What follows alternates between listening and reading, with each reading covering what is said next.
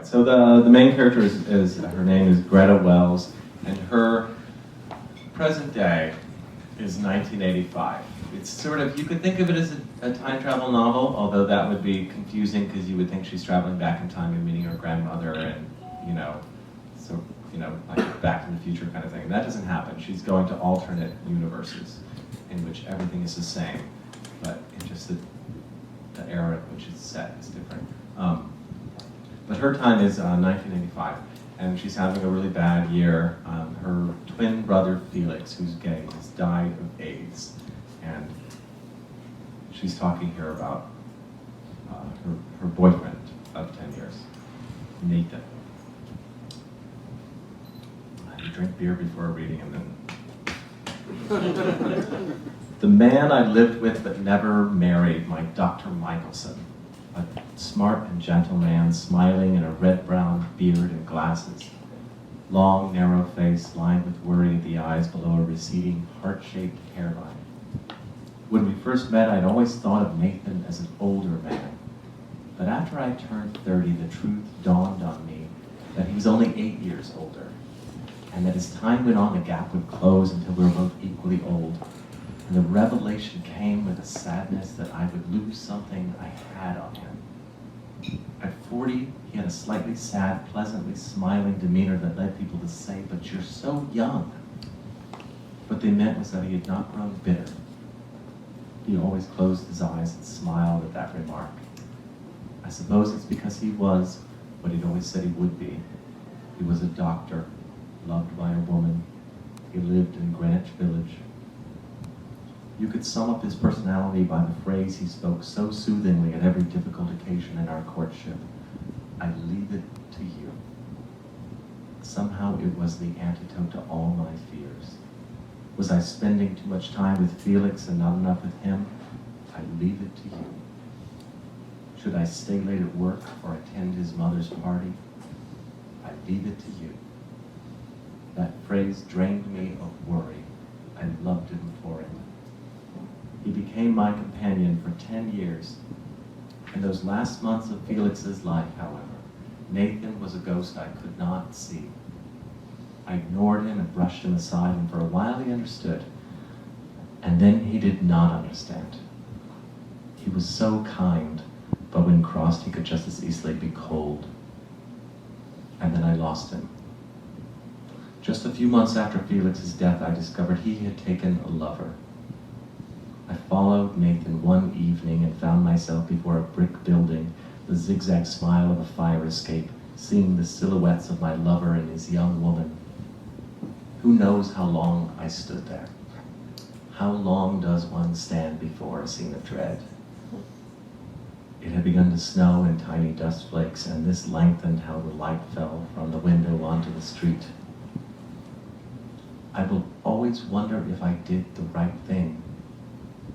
I stepped away from the building, and I walked back home and warmed myself within the solitary bed, and I never mentioned it to him. With everything going on, with all the grief I'd plugged up, I could easily understand his need for ease and attention, for playing husband to this play wife, for trying out another life in a way.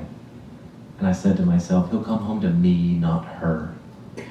After all, we'd shared so many things, including the years before gray hair. Who else would ever fit him so neatly? He did come home to me. He did leave her.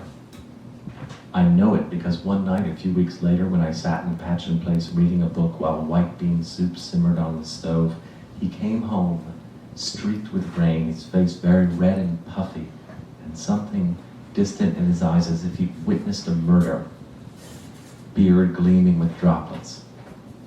He said hello and kissed my cheek. "I'll take off these wet things," he said, and went into the other room and closed the door. I heard a violin quartet, not what he usually listened to, but he must have tuned the radio to anything loud enough. But it was not loud enough. I heard it beneath the music as he sat hidden from me in the other room, the sound he could not control and yet desperately wanted to hide, the sobs of a broken heart.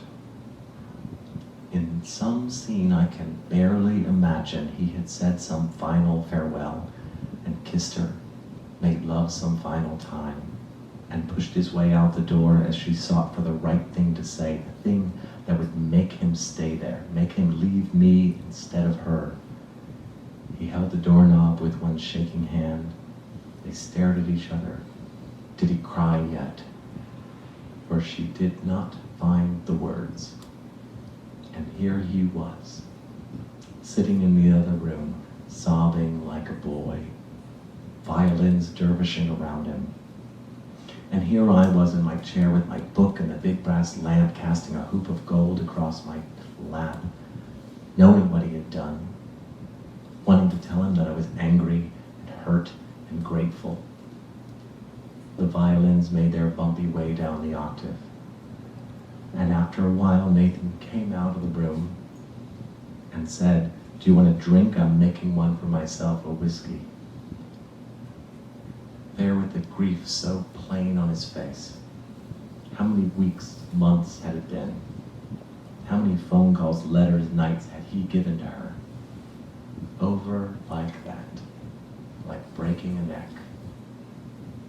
"Yes," I said, putting down my book. "The soup will be ready soon." And we drank and fed ourselves and did not talk about the great thing that had just happened. The real surprise was that a few months later he left me after all. In a rental car parked outside the gates, me in the driver's seat. "Stay with me, Nathan." "No, Greta, I can't anymore." His hand on the car door, choosing the words that would end our lives together. It didn't really matter what they were.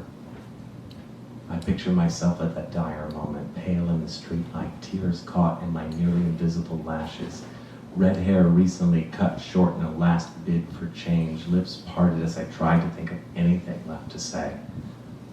Door open, wind rushing in, the last few minutes. I realized the flash of his glasses in the streetlight might be the last I ever saw of him. "What am I supposed to do?" I shouted from the car. He stared at me coldly for a moment, then touched the door and said before he shut it, "I leave it to you." Oh. All right, that's the first little part. You know, I should say, my husband is in the audience. My brother is too. And they maybe both remember a period where I had a little catchphrase I would say. You know, like when we were cooking and I'd be like, "You know, you could saute that in wine." And my brother would be like, "You know what, I'm going to do like a little reduction." And I would say, "You know, I leave it to you." And I'd walk away. Or David would be getting dressed. And he would be like, "I'm going to wear the check trousers with the check shirt." And be like, you know what, baby, that might be a lot of check." He's like, no, I think it looks good." And I would say, "I leave it to you." and I'd walk away.